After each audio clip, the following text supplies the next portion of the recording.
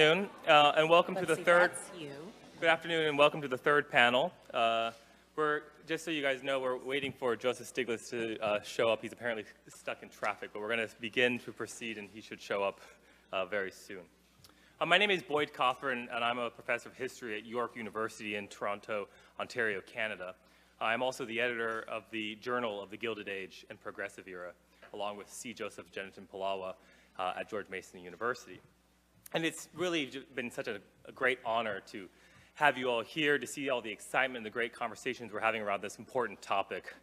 This is the first conference that the Journal has sponsored in its career, and we've been delighted to partner with the Gotham Center for New York City History.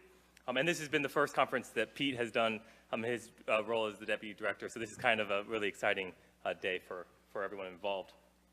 The Journal was founded 20 years ago in kind of a moment in which the Second Gilded Age was just beginning to develop as a kind of an analogy or a historical metaphor out there.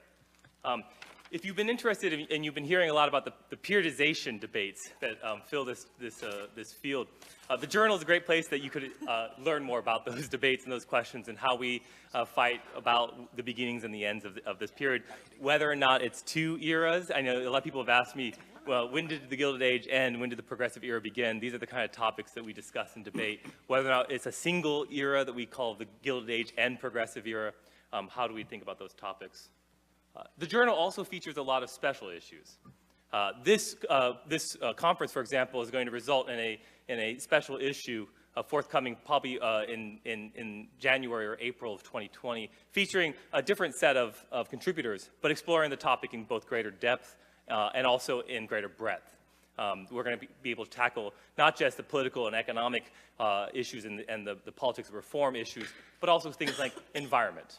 What are the environmental connections between the first Gilded Age and the second Gilded Age?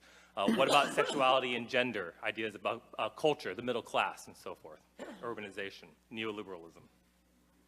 The Journal also features special issues on what is right now a period of a lot of centennials. The centennial of the passage of the suffrage amendments. There will be a special issue coming out in 2020 on that topic. We recently published a special issue on the first Red Scare. We have in the works, we have a special issue on the history of lynching, and another one on the history of anti-Semitism, and many, many others. So I encourage you all, if you are so inclined, to engage deeper with the history of the first Gilded Age, that you join the conversation over the Journal of the Gilded Age and Progressive Era.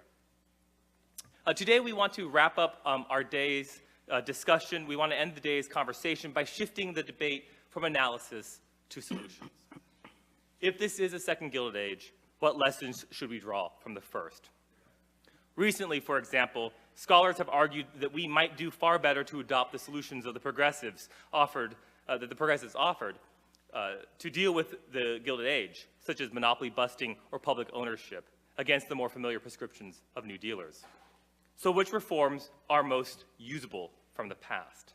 And what new policies might we have to create for today's unique conditions?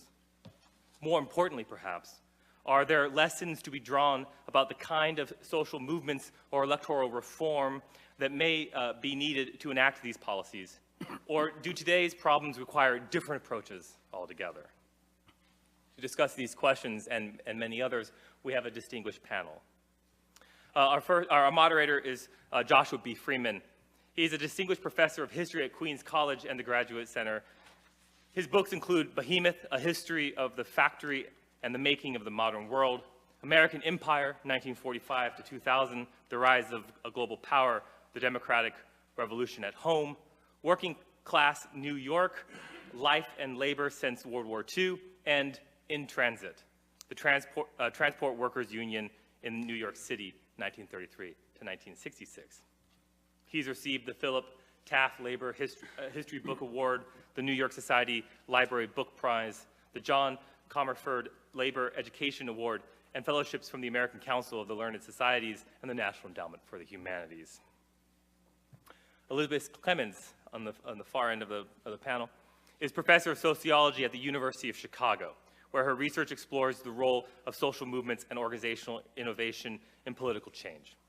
Her first book, The People's Lobby, Organizational Innovation and the Rise of Interest Group Politics in the United States, 1890 to 1925, received awards in both organizational sociology and political sociology. She is co-editor of Private Action and Public Good, another book, Remaking Modernity, Politics, History, and Sociology, another book, Politics and Partnership, Voluntary Association in America, Past and Present, and she is the editor of the journal Studies in American Political Development. She is now completing a book tracing the tense but powerful entanglements of benevolence and liberalism in the development of the American nation-state. K. Sabil Rahman is president of Demos. Sorry. That was kind of a promotion. Oh my goodness. He is president of Demos, a think and do tank committed to advancing policy and social change on issues of racial justice, democracy, and inequality. I don't know how I'm ever going to recover from that. Okay. He's also an associate professor of law, currently on leave at Brooklyn Law School. Previously a visiting professor at Harvard Law School, a fellow at the Roosevelt Institute, and a fellow at New America, he's the author of Democracy Against Domination, which examines how democratic ideals fueled reform movements in the progressive era and their implications for post-financial crisis debates about economic inequality. He's currently at work on a book exploring new approaches to organizing power and institutional reform in the present crisis of American democracy. Joseph Stiglitz is university professor at Columbia and the recipient of both a Nobel Prize and Clark Medal. He is a former senior vice president and chief economist of the World Bank and is a former member and chairman of the U.S. President's Council of Economic Advisors. The recipient of more than 40 honorary degrees and decorated by several governments, he was named by Time magazine as one of the 100 most influential people in the world. He is known for his support of Georgia's public finance theory and for his critical views of the management of globalization, of laissez-faire economists, free market fundamentalists, and of international institutions such as the International Monetary Fund. And finally, as a last-minute addition, we have Julia Ott, who is Associate Professor of History at the New School and the author of When Wall Street Met Main Street, The Quest for an Investor's Democracy, which won the 2011 Vincent DeSantis Prize for the best book on the Gilded Age and Progressive Era. And then she was the moderator on the previous panel. As a final note, I would like to point out that Kaniga Yamata Taylor was unable to join us today. She very much sends her regrets, but a last-minute family emergency made her unable to make the journey up to join us today. So with that, please welcome our panelists.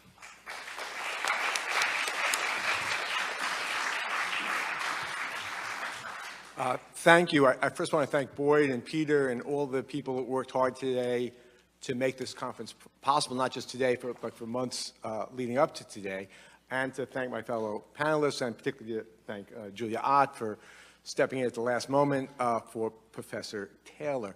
We're going to use pretty much the same format of the last panel. I'm going to ask some questions, starting with a very general one for everyone on the panel, and after that, ask questions, and people who feel they want to answer can, and those who don't can skip it. And I very much encourage the panelists to interrupt each other, ask their own questions, jump in. About a half hour before our time ends, we'll then open things up to questions from the floor.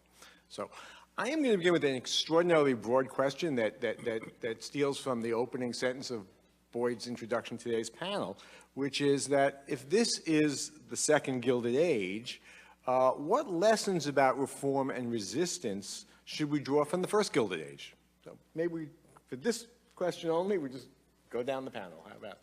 Okay. Great. Well, thanks so much, Josh, and to my fellow panelists and the conference organizers. So just to kind of kick us off, maybe I can say a couple of things about this question. You know, so stepping back, I think for the current moment, really three things that I would highlight at the outset. One is a way to think about the current crisis, like morally and politically, what is the actual crisis of the Gilded Age? And here, I think the politics of the progressive era really helps move us to a frame that is less about inequality and more about power. And I'll say a bit more about that. The second thing is really a theory about social change, about how we get out of the crisis. And I think here, sort of looking beyond elections, but actually thinking about the interactions between movements, transformative institutions, change, and how those dynamically drive social change. And then the third thing, maybe to push back on the question just a little bit, though I'm sure my co-panelists will get there too, is what we ought not to learn from the first Gilded Age and the progressive era, particularly around questions of race and gender and what that looks like then and what it looks like now.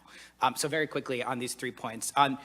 So this first point about how to think about the current crisis, and one thing that's so compelling to me about going back to the history of that moment is when you think about the moral and political lexicon of reformers at that time, it's really not so much in the language of kind of policy wonkery or economic growth or efficiency, right? The kind of language that we're sort of used to in the modern era for thinking about economic policy. At the time, it was really understood as a crisis of power. That here you have an economy and a democracy that was in crisis, where we were more or less, we were not real free citizens, but actually were subjects to the unaccountable power of J.P. Morgan, then a man before it was a firm, but just as terrifying then as it is now. You know, J.P. Morgan, the railroad barons, these kind of new corporate titans who effectively controlled the fates of whole communities and whole trades and constituencies in their hands through their control of the economy.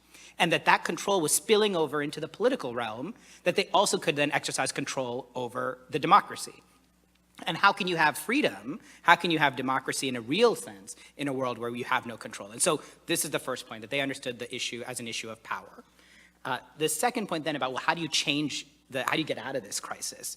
And here I think the lesson for me of the period is that really you're looking at it's not just about elections, it's not just about the legislation or the bill that you generate, but a dynamic relationship between grassroots mass movement organizing on the one hand, right? So I think this is the period of the rise of the labor movement, the consumer rights movement, huge efforts to reform at the state and local level, and that then drives changes to the policies. Not just skipping right to Washington, but actually building up through the states. So you start to see in the progressive era the first experiments with public utility control over, water, electricity, milk, these experiments in public ownership, starting at the state level and setting the template for the New Deal later to come. And then I don't want to take up too much more time, so let me just, one last bit of warning, perhaps, of what we ought not to learn. I think a big challenge for us is, we were looking for lessons from the usable past, and I'm not a historian, I'm a lawyer on the panel, so I hesitate to wade into historians' waters here. But it seems to me that part of the challenge for us is also to know what's different now.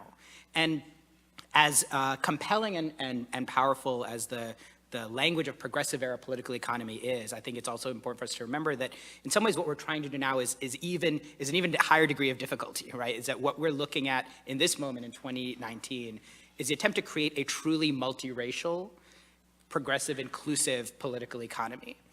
And the progressive era runs alongside the era of Jim Crow. Now there are interesting cross currents there, so I don't want to paint with too broad a brush, but just to highlight that our task is not just to kind of port the old language of antitrust and public utility and democracy reform, even though there's lots there that I quite like and think we should use, but to do that in a way that's actually also building the kind of multiracial populist coalitions that I think we're really looking for an inclusive democracy.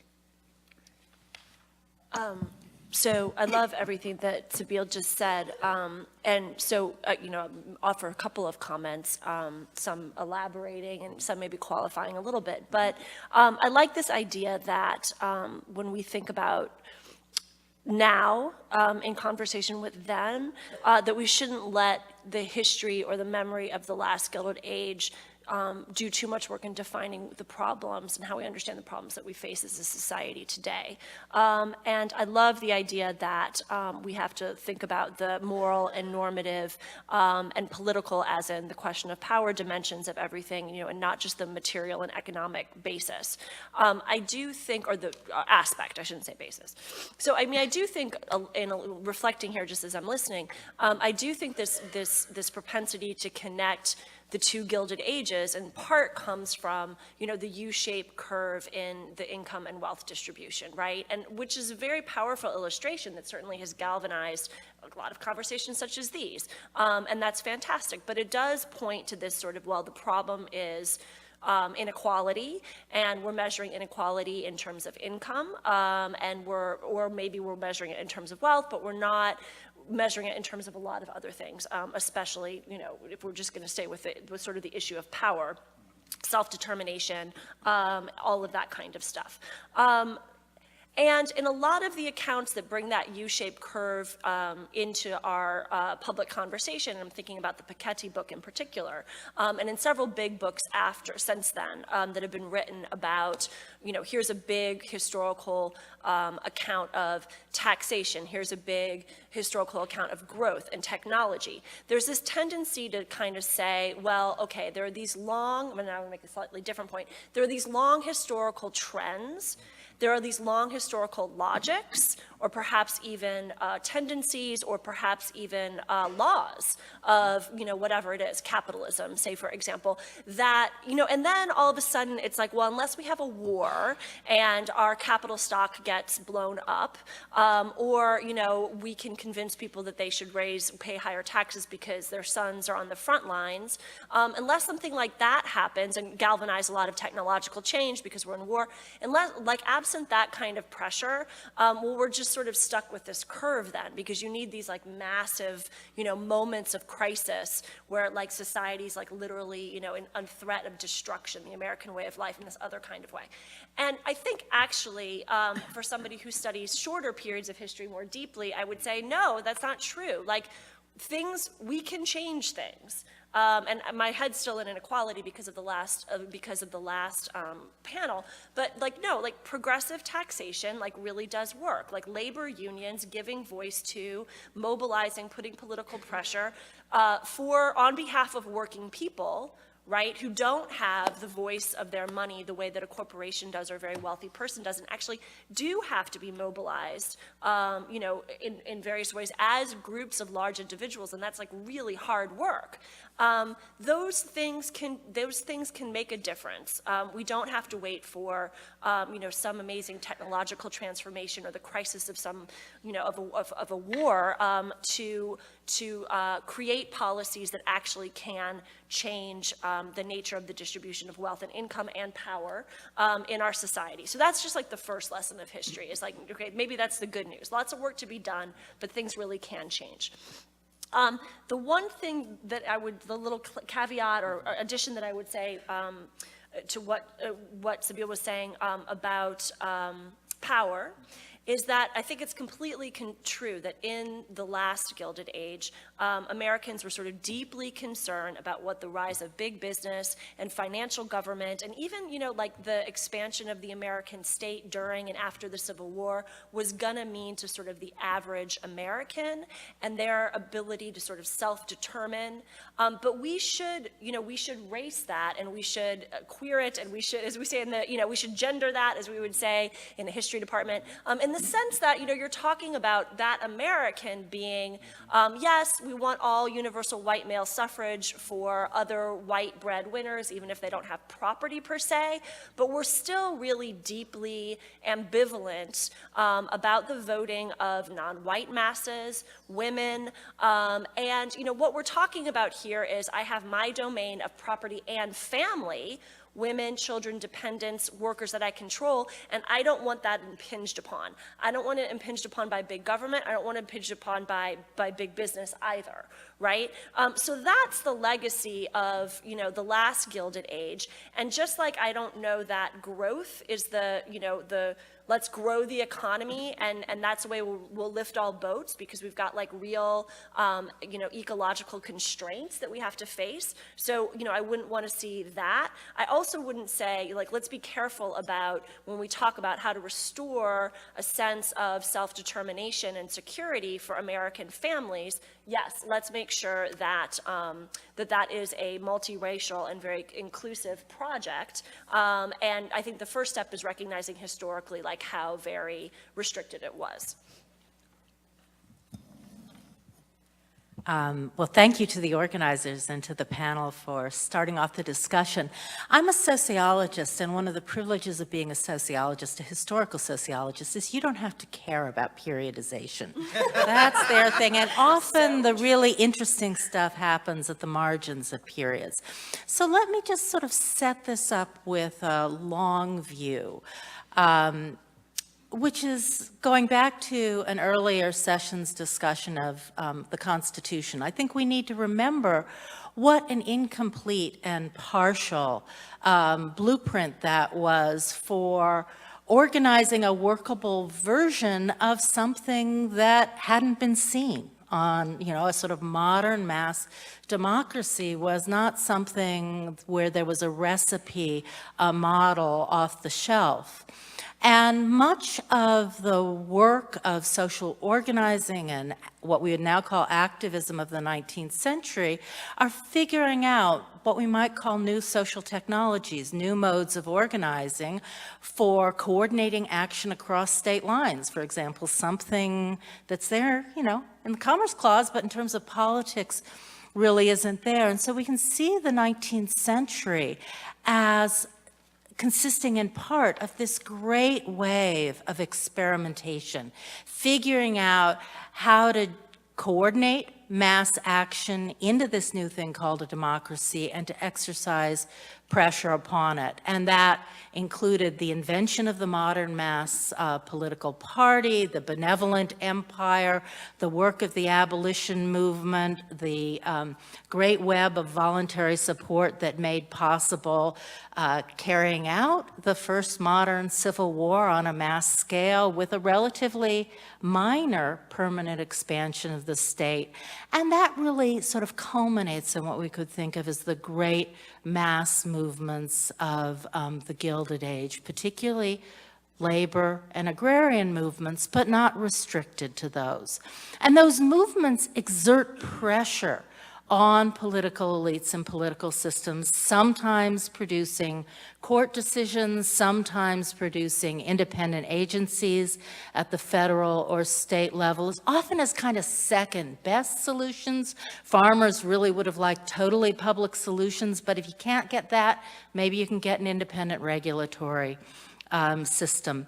And along the way, institutional changes happen that we now think are just part of the totally goody two-shoes part of progressive era reform, but things like initiative and referendum, primaries, home rule, direct election of senators. And much of that really carries through into the 20s, and I think as a sort of high point for that wave, we might think of women's suffrage and temperance together as two things that really shocked political elites at the time. Mass movement-driven constitutional amendments.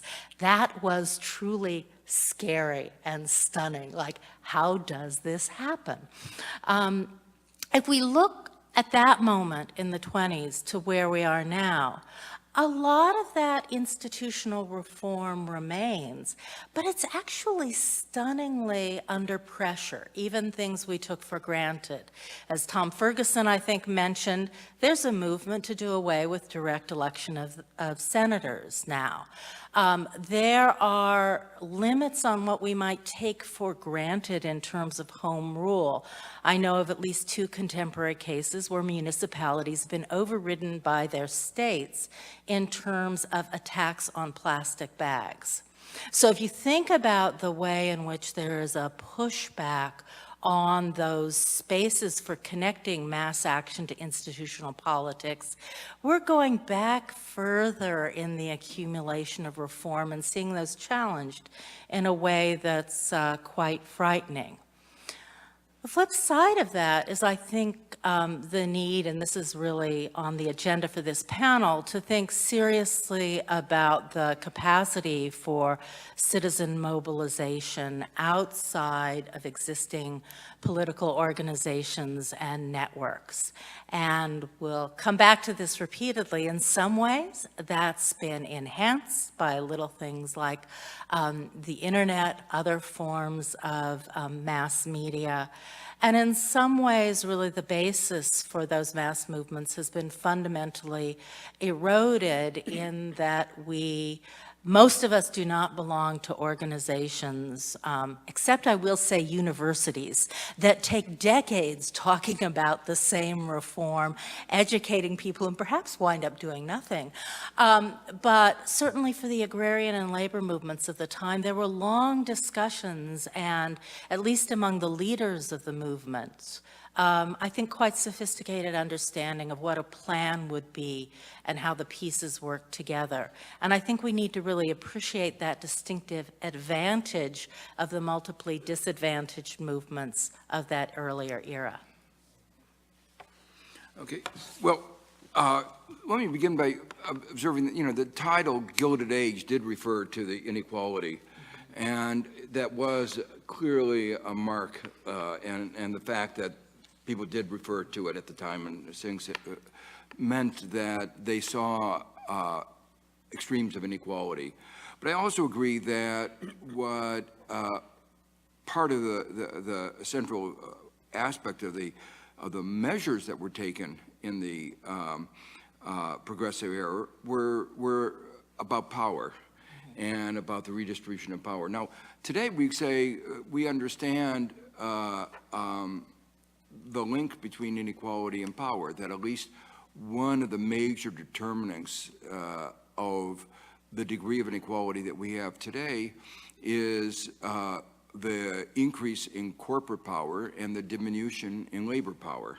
And that, losing that balance has been a major contributor to the growth of our inequality. There are people who claim that they can explain all of the increase in inequality by just the weakening of the labor power, or just by the increase in corporate power. But I think clearly they have played, the two together have played a very important part in the increase in inequality that we have.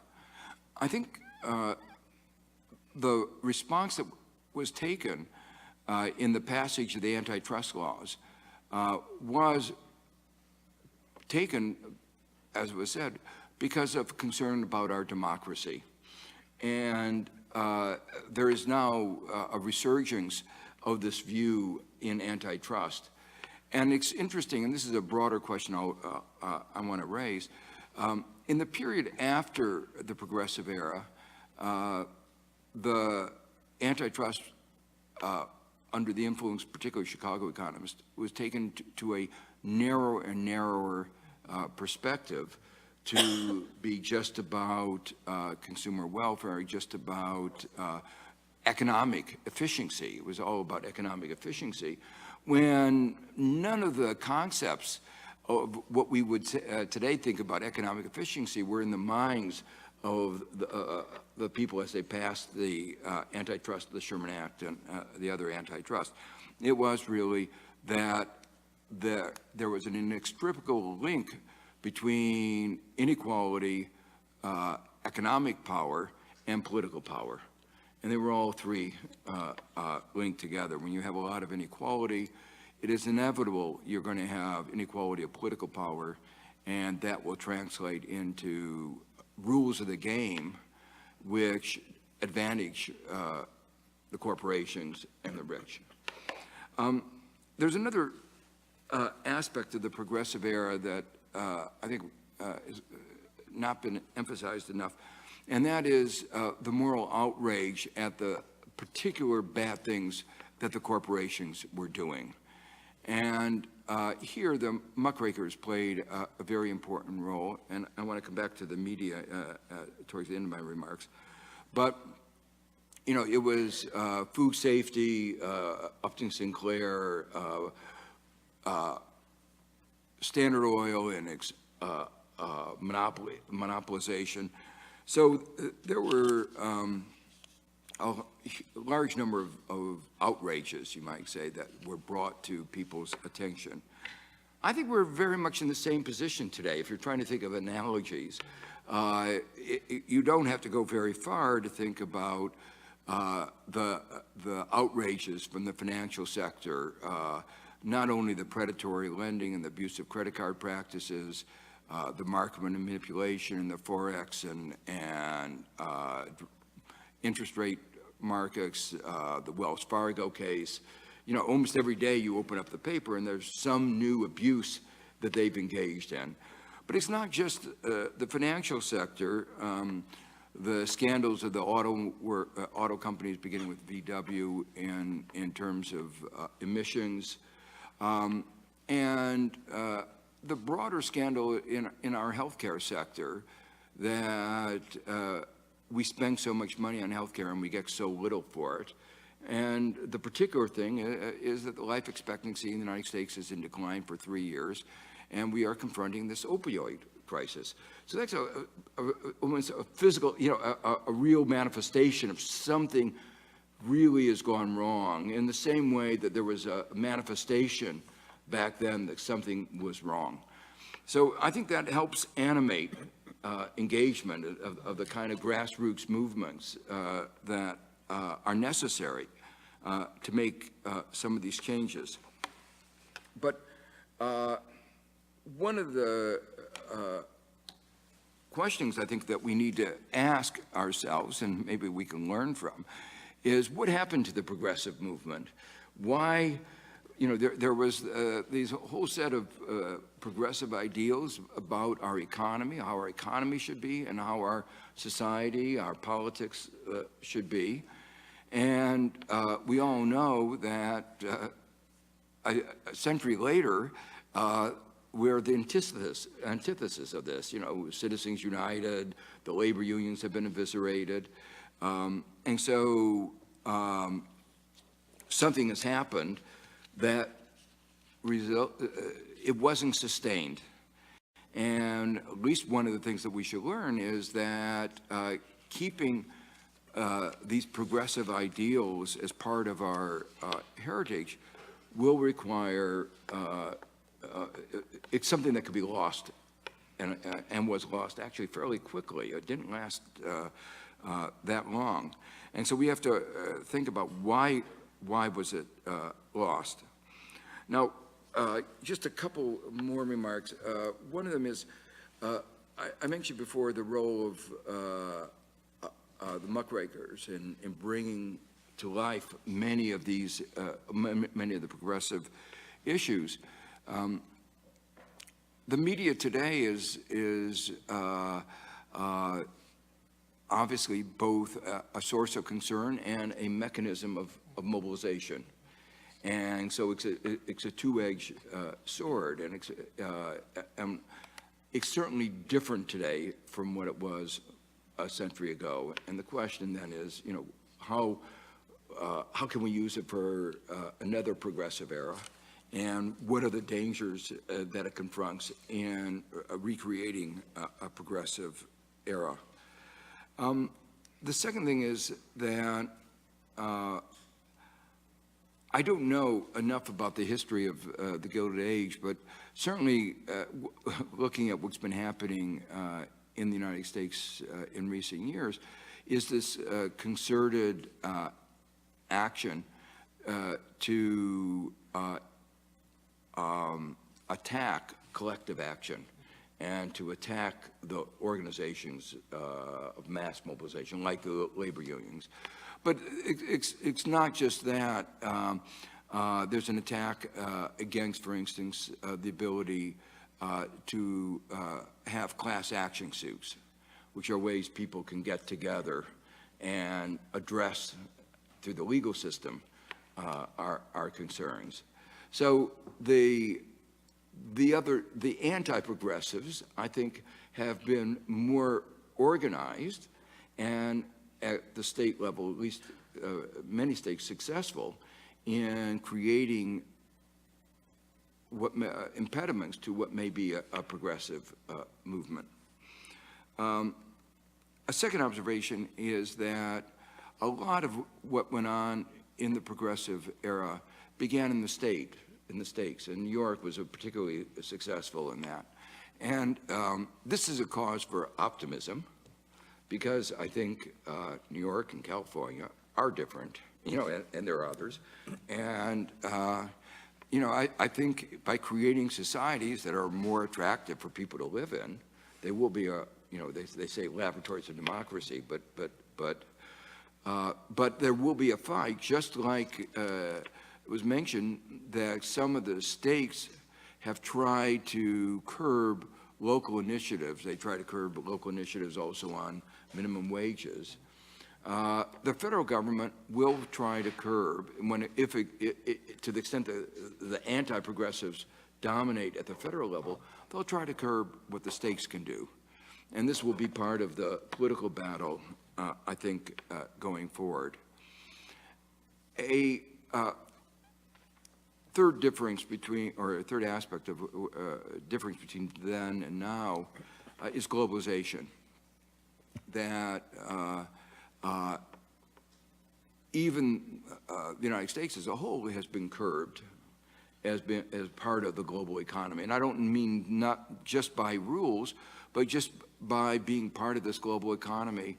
And if we're going to be successful within that global economy, there are constraints that are imposed on what we can do. And so, and obviously it's presenting some of the problems with which we have to deal with today. So I think for all of us, at least for me, the progressive era is a real inspiration that something can be done. And I think that the remark that it doesn't take a war, although climate change may be of the same magnitude, and maybe that was a final comment. I think it is interesting that the Green New Deal is trying to actually formulate a progressive agenda as a response to a war to preserve our planet. Thank you all. I think we've laid out an agenda which will keep us going for all our time and a lot more. Really great questions. So I think everything else I'm going to ask is kind of just digging deeper and following up on some of the things that were said. And this kind of picks up on something that Steve Fraser said this morning and Joe just said and others have said on this panel and elsewhere, you know, that there is this similarity between the two Gilded Ages, if we want to call it that, in that they're both crises of democracy and crises of capitalism, but they're particular kinds of crises of capitalism, you know, about inequality and corruption and other issues, maldistribution of power. I mean, the New Deal is also a response to a crisis of capitalism, but it's a kind of different kind of crisis. So, you know, some scholars have suggested that we ought to be looking back, suggested today, to the progressive era, to the first Gilded Age, to think about solutions because of the similarity of these crises. But if you actually look at the political arena, so much of what the liberal agenda is actually kind of restorationist about the New Deal. And even new things, you know, are kind of like the Green New Deal. You know, what's the imagery we look for? It's the New Deal. So, you know, am I making a phony distinction here, or is there a difference in looking back to one year, the progressive era, the first Gilded Age, versus the New Deal, and thinking going forward? In other words, when we're thinking about how we move forward, what should we be looking at? So I'll take a stab at this. I mean, so two things I'd say to that. One is that going back to the periodization question. I mean, I tend to sort of lump actually the progressive era and the New Deal together in the following sense, that I think when FDR rolls in for his first 100 days in 1933, he's taking what's off the shelf. And the stuff that's off the shelf is the stuff that had been pioneered, innovated at the state level in terms of the ideological debates of the progressive era. And so there's a well worked out set of critiques about the villains, the corporate villains of the industrial economy, what the solutions might look like, and even down to the personnel. So the people who staff the New Deal are people who cut their teeth as like that first, second wave of state-based regulators testing out some of these ideas. And so I think it's, you don't get the New Deal without the progressive era prior. And that's also a lesson and a challenge, I think, for us, because we're coming into this crisis really since 2008, right, since the financial crisis. And in a lot of ways, the crisis we're in now is the long shadow of the crash now 10 years ago. But we're coming into this period after 40 years of deliberate deconstruction, right, of progressive ideas and progressive institutions. So we've spent the last 40, 50 odd years being persuaded that unregulated markets and corporations are good, that government is captured, and that these vehicles of collective action like labor and other key institutions ought to and now have been significantly diminished. So in a sense, we want to recreate that long buildup, but we don't have a long buildup, right? We have a very compressed amount of time to backfill a lot of sort of new ideas. But I think part of why you're seeing things like the Green New Deal is, I would actually argue that right now in 2019, it's the energy is not restorationist. I think it might have been in earlier moments of progressive reform, but right now it's not. I think the sheer severity of the crisis has opened up space for really creative, bold thinking. And so the fact that we are now having debates about constitutional reform, for example, of the Electoral College or the Senate filibuster, Amendment 4 in Florida, restoring voting rights for 1.3 million, 4 million incarcerated individuals, the biggest expansion of the franchise since, in many years, right, since the Voting Rights Act. That's an indicator of how forward-looking I think we are in this moment. So that, I'm an optimist at heart, so I think there's opportunity on the horizon.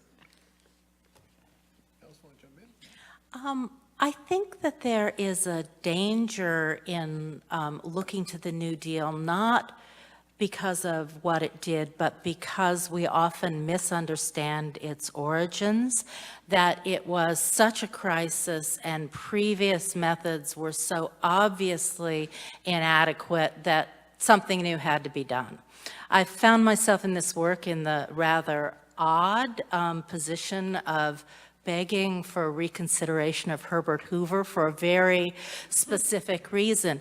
It's really important to remember that Hoover was understood as omnicompetent, that he was the man who had gotten civilians out of Europe at the beginning of World War I, who had figured out how to feed Belgium while it was under German occupation. They referred to him as a humanitarian pirate, who had choreographed the response to the 1927 flood.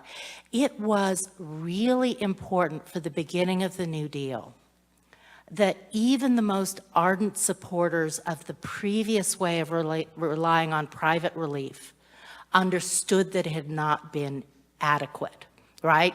And there's a moment, Doug McAdam, in talking about the civil rights movement, talks about the cognitive liberation when a mobilization realizes that the world could be different.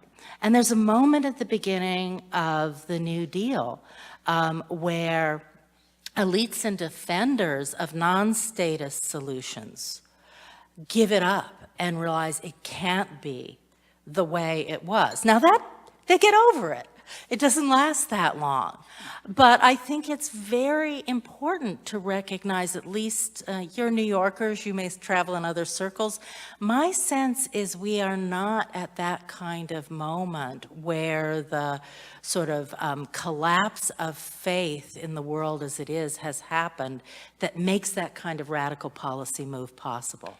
Yeah, maybe also in part because some the little fragments of the social safety net that still survive, have kept us from that moment of reckoning. But to return to a couple things, since we're on this sort of what we feel we want folks need to remember about the New Deal thing, I'll pick up there. I mean, I think that's completely true, but at the same time, a lot of what the New Deal did that we sometimes forget is, well, two things on either side that we both oftentimes don't talk enough about, which is, one, I mean, it was fundamentally committed to harnessing private profit motive to direct or reallocate private investment to certain kinds of, kind of social or public goods. So, spreading mass home ownership as a way of building wealth for white households, male-headed households, and to put those same people back to work as construction workers, that is all, there's systems of guarantees and there's systems of incentives and what have you,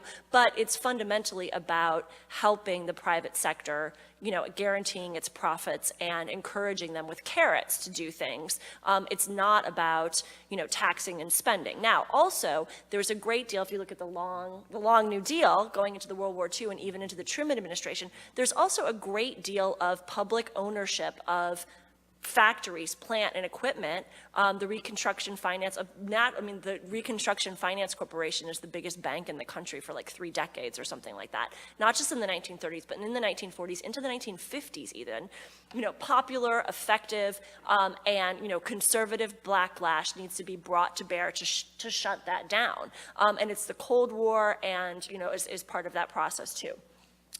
So there's kind of more, I think, to the New Deal than often is remembered, even by professional historians, that we have to always kind of bring into the conversations. It's the multiplicity of its methods and its goals and who is brought into the decision-making process and all of the different sort of groups and individuals that it's trying to please or not to offend, at least.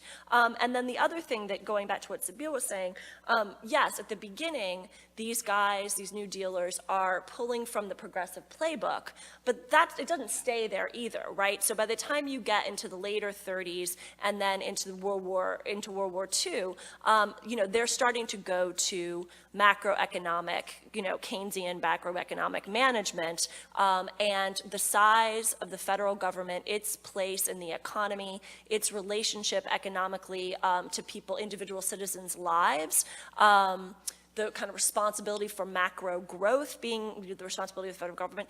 Some of that's like completely inconceivable to, the progressives like Wilson, right, of the earlier period of the 19-teens, et cetera. So, also I think important to remember that, yes, there are these things that you can trace over time as being recognizably what you want to call it, the long New Deal, you want to call it the long progressive era, it doesn't matter for our purposes right now probably. So we can trace that out, but I think really the thing to imagine is that it's this mix. It's this mix of the old and the new. It's this mix of, making certain people angry, but then also bringing them back into the fold. And I think it's that kind of, we had the last question, I'll jump, that was like, I want the bill that's going to address the problem of inequality today. And when I think about the New Deal and progressive era, I mean, there are so many platforms, not just like bills, but so many kind of competing, and it's this grab bag and this pastiche of experimentation, which in some ways upends and reforms the world in ways that promote the well-being of all citizens, and in some ways remake hierarchies in new ways, but don't upend them, just sort of bring them up to date without actually overturning them.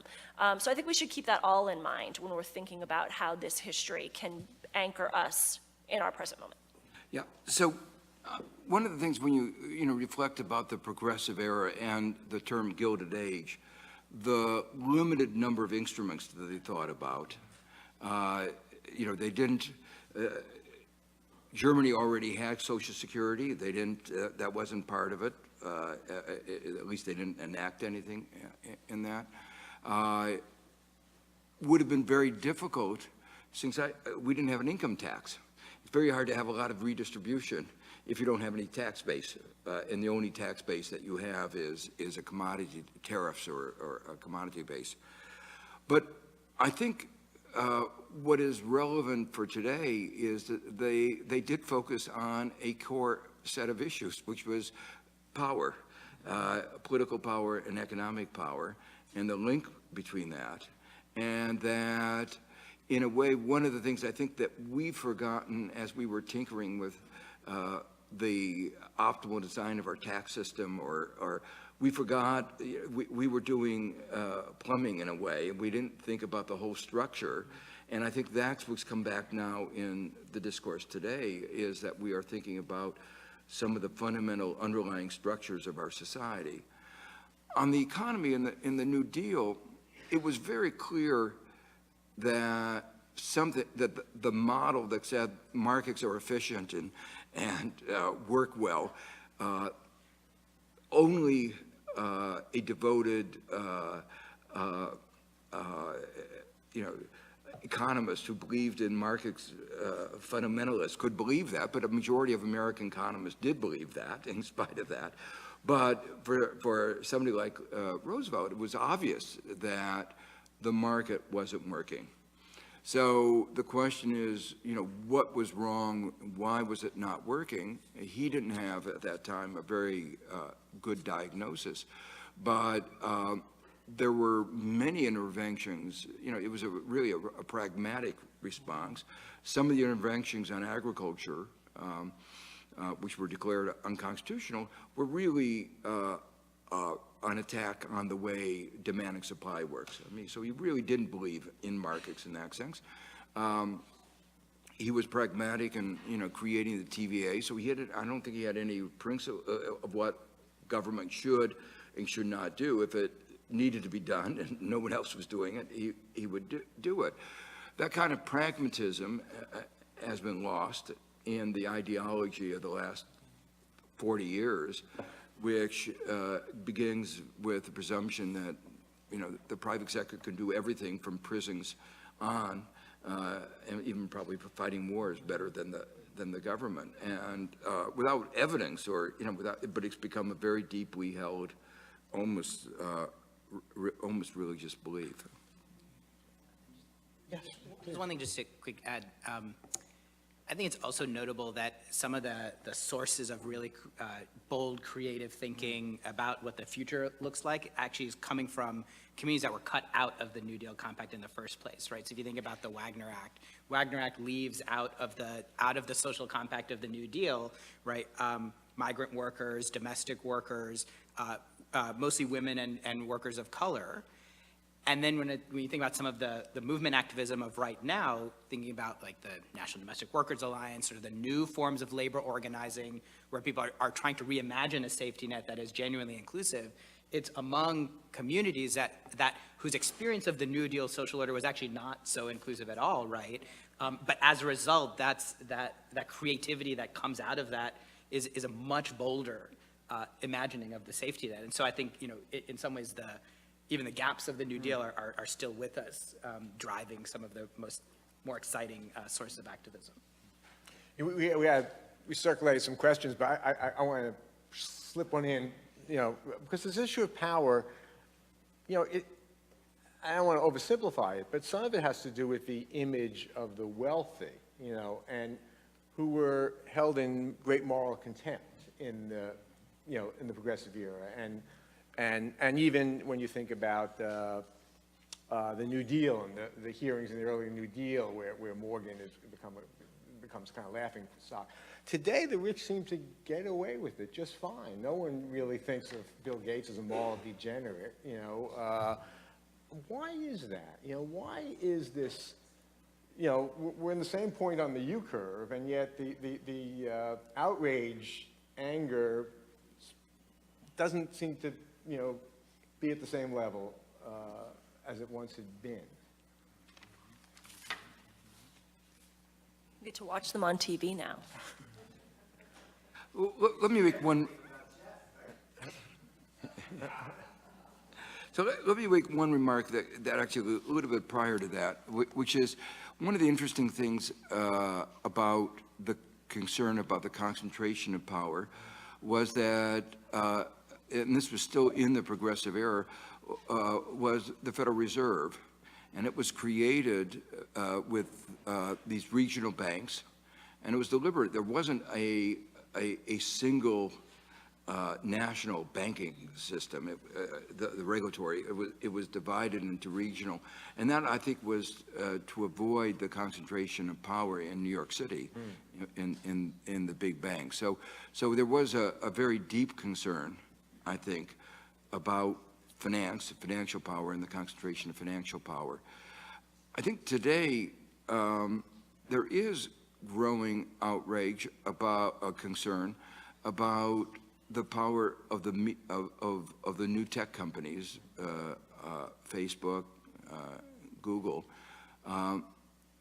both in terms of their economic power, and you feel that much more in Europe than you do in the United States, but also of that power then being able to invade privacy, to engender social movements of a really negative kind.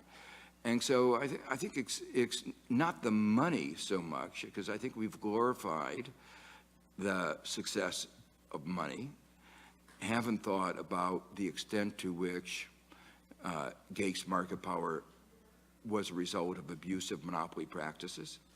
You know, we think about his charity, not about his abusive anti-competition policies that were found to be anti-competitive on 3 continents.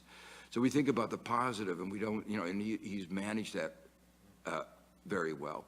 And I think that's true of some of the others, that they've tried to, you know, with this period of 40 years of glorification of money, the fact that they're successful has been glorified, and they've tried to emphasize the good they do and not how they got their money. If I could follow and pick up on the sort of glorification of charity as we sit here down the road from Rockefeller Center, it's worth remembering that the Rockefeller Foundation has a charter in New York. And it has a charter in New York because over a period of about a decade, it failed to get a charter from Congress. And many of those debates are specifically about the danger of wealth to democracy. That was very vivid. That's come up in previous sessions as we sit in this lovely named auditorium. It's difficult to imagine a former ambassador speaking at your university's commencement and denouncing the danger in big gifts. Wouldn't happen at my university. I don't know if it would happen at yours, but it happened at Johns Hopkins. So part of what I think was at play then was that the sort of compensating claims to virtue through philanthropy were really not in play because philanthropy was then still really charity, and to receive charity was to have damage done to your standing as a democratic citizen. One of the things that's happened along with the celebration of wealth over the last couple of decades has been this sense that the business successes can bring that sort of organizational strategic brilliance to solve all of the world's problems in a way that is a-democratic, whatever, but it's a different way of organizing responses to public problems. I will say just in the last 18 months, there's been a flurry of critical books that begin to push back on this really for the first time after 20 years of celebration. So we may be seeing a shift here. Yeah, I just want to emphasize the pushback on these books like Winner Take All is that rather than feeling good about helping somebody without health insurance, why don't you actually, as an employer, provide health insurance? The sort of spirit that you're tinkering around the edges of fixing the problems that you created, and it would be a lot better if we actually talked about the underlying structures that created them. And rather than bringing in a consulting firm to propose a plan for how to solve the problem, why not give the people with the problem the political space to organize a response to it? But, Yeah, so just being kind of thinking about these issues as like sort of a cultural historian of the wealthy maybe for a minute. I mean, so Gilded Age robber barons were, totally had just as much interest and did as much to try to wash their wealth clean through philanthropy as anybody today. And they certainly were able to sort of dress up and do cosmetic things around labor relations and et cetera. Maybe we'll do a little employee ownership over here, or, maybe we'll create a little worker village over there, this kind of stuff. So, there's echoes across history. I think what's different now than you were asking before about the, this stuff didn't seem to work for them quite as much. And so, first of all, the whole industry of public relations doesn't exist in the Gilded Age. It's a progressive era, kind of introduction, or it starts, well, again, making a distinction there between, it's a later phenomenon in response to those kind of critiques of wealth, both individuals and large corporations, Rockefeller being, completely exemplary of this. But I think a couple of other things have changed too. So, I mean, the Gilded Age robber barons were probably trapped culturally between this desire to signal virtue and then also to sort of ape and aspire for the culture of Europe. And that's like a whole kind of a problem in a democracy, right? Like, so how are you going to signal virtue sitting in your box at the Metropolitan, you know, like looking at other rich people and, yeah, you know, giving a big donation or whatever? I mean, you're very much out of the democratic public sphere, you know, and you're very much like at distance from the everyman. So like, how can you like present yourself as at once you know, akin to European nobility and at the same time a participant, you know, a fellow common man and participant in democracy on equal footing? That's like culturally a hard thing to reconcile, right? You know, flash forward by a century or more, and you know, you've got the hoodie-wearing billionaire who like has connected you to your fellow citizen through the magic of the internet and personal computing and all of this kind of stuff, and then on top of it makes large donations and endows universities and all this stuff those old robber barons used to do anyway. I mean, they've kind of come up with a better solution to these public relations problems, in addition to having a whole public relations and philanthropic advisors and all of this kind of stuff too. Like, you know, there's lots of people they can employ to figure out these problems for them culturally. The last thing I would say, and again, I like to kind of go back to us sitting in the room, is the idea of like affordable luxury. So like, don't we all, you know, I'm saying this facetiously, don't we all have stainless steel appliances now? You know, like we don't just have to go see those. Don't we all have, you know, I mean, so, and this starts in some ways, this notion of like luxury for the masses, and we don't have to be jealous. I mean, the billionaires are wearing hoodies like us, and then we have the same range as the billionaires. So, you know, it's working for all of us. We don't have to be angry about it. I'm being facetious again. But the point being that affordable luxury kind of starts in the mid-century moment where wages are rising, as salaries are rising, you know, everybody is doing better, you know, not some are doing more better than others, but people are, and then they learn to borrow, because tomorrow's going to be even better. So not only do I want one car and a Model T, no, you know, I'm going to use credit, I'm going to get a his and hers models from GM, and I feel good about that because, you know, I'm going to keep getting wage increases and I can afford that debt. You know, then we go into a post-70s environment where you still got, I mean, you got as much debt, you can take on as much debt as you want, but, you know, that's income is not there to match it. You know, but you can still have, you know, when your home gets foreclosed, you know, it's going to have a lovely stainless steel range in it. So, I mean, the affordable luxury thing for the masses is also, I think, helping insofar as we're not as mad at billionaires today as we would have been in the Gilded Age. I mean, I think that has to do something with it. The democratization of luxury has something to do with it, too. And I think this is also one of those areas where, you know, this idea of kind of the compressing the many years worth of ideological debate, right? This is one of the places where we're paying that price a little bit. Like the debate is shifting, but you know, to Joe's point earlier, the importance of the unmasking nature of the muckraking kind of coverage of, you know, not just Upton Sinclair, but you think, you know, Louis Brandeis, before he's on the Supreme Court, is, you know, writing about J.P. Morgan, and when you go back and you read the Curse of Bigness book, it's not actually a political screed. It's like a very painstaking tracing of, well, you know, farmers can't get their goods to market. Why is that? It's because of the railroads. Well, who owns the railroads? And it's like a long, you know, it's a brief. It's a factual brief where he's trying to sort of reveal to the public who are the oligarchs of the economy. And so, you know, we have our visible oligarchs today, but we also have our invisible ones, right? Who don't have the kind of glitzy foundation, but who, you know, the number of Americans who die because of how pharma controls access to medicine, or how big the agriculture, corporate concentration in agriculture results to unhealthy food, and sort of the ways in which both workers and consumers of our food system pay a literal price in lives. A lot of that is still hidden from view in the shadows. And so, you know, where I think we're starting to see, you know, like Anand's book and others, it's a good opening. But we still have a lot more to do in sort of just like revealing the villainy that then can mobilize the type of change that we're trying to get to. So I'm a terrible timekeeper, so I realize we're never going to get to most of these questions, so I'm going to ask one other question, then a very broad one, and then we're going to open up to the audience. But that would take away my credentials as a labor historian if I didn't ask this. You know, in the first Gilded Age, what was called the labor question, as several people pointed out, was really central to political debate, often characterized, Steve Fraser quoted this morning Woodrow Wilson saying it's the foremost of all the questions, you know. And ideas like industrial democracy, often quite radical ideas about restructuring work, fundamentally, are, you know, kind of national discourse.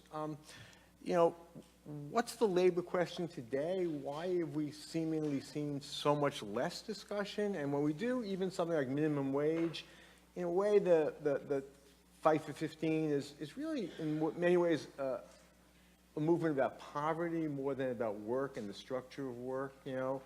So is there a labor question today? What should it be? What should the reform agenda be for the labor question?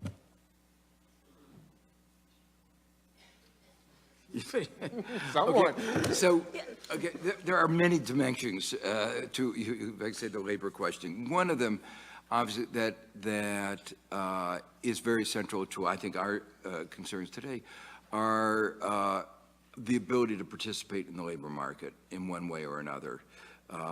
And you might call, whether you want to call it inclusive, it's discrimination, and how do you get rid of that, and how do you deal with that, and, both in employment and wages, but also redesigning the labor market with greater flexibility so that you can have more participation by women, older people, so that the U.S. has a lower labor force, female labor force participation than other countries. We have a hard problem having our elderly into our labor force, and that's one of the reasons why our labor force participation rate overall is very low. So at least that's one of the issues. The issues of, you might say, democracy in the labor market, I think have been subsumed, I think, or been the worry about just having a job, and you know, and the worry about having a job that pays a decent wages, with a lot of wages going down or at least being stagnant, has been that there's not a surprise, not a discussion of democracy in the labor force and a high quality labor force. No, work organization. And I think that's been part of the general strategy of weakening workers' bargaining power. One of the things, you know, a real agenda to say we don't want voice in the workplace. And I think that's very deeply disturbing. And I think one of the things about a change in the power relationship is that that issue would be brought back. You know, how should we structure voice in the labor market? People spend, you know, a very large fraction of their day, of their life in the job. And if you say, well, that's not an area where you ought to have voice, it's a little strange for somebody who believes in democracy. So one of the things that I struggle with your question, and I'm thinking of when I talk to my students and how I teach around these issues. So the concept of the job, right? So we're going to talk about jobs. Who has jobs? Employment? Are they good jobs? You know, what's the minimum wage for a job? What are stagnant wages for American jobs, et cetera? It's kind of an artifact, and the numbers and the way we count these things are all artifacts of a particular mid-century moment. That doesn't, in terms of, you know, the way the economy was configured and how people did labor in relationship to it and made ends meet and made their ways as families, et cetera. It doesn't map so well anymore, especially to the generation of students that I'm teaching. And so what we talk about a lot, and this goes to like, well, then if we put this into practice and thought about, well, what would a movement or what would demands around this look like? We talk about precarity and we talk about care, okay? So we talk about precarity because it unites the experience that they're having as unpaid interns with no wage whatsoever, much less benefits, much less consistent hours, much less with the work that they are, you know, all these, I mean, it's even come to academia, like the pressure to create some sort of social media, do the work of creating a social media presence for yourself, for your employer by virtue of your social media presence. Like that's very familiar and to my students, and they want to do it, but they hate doing it.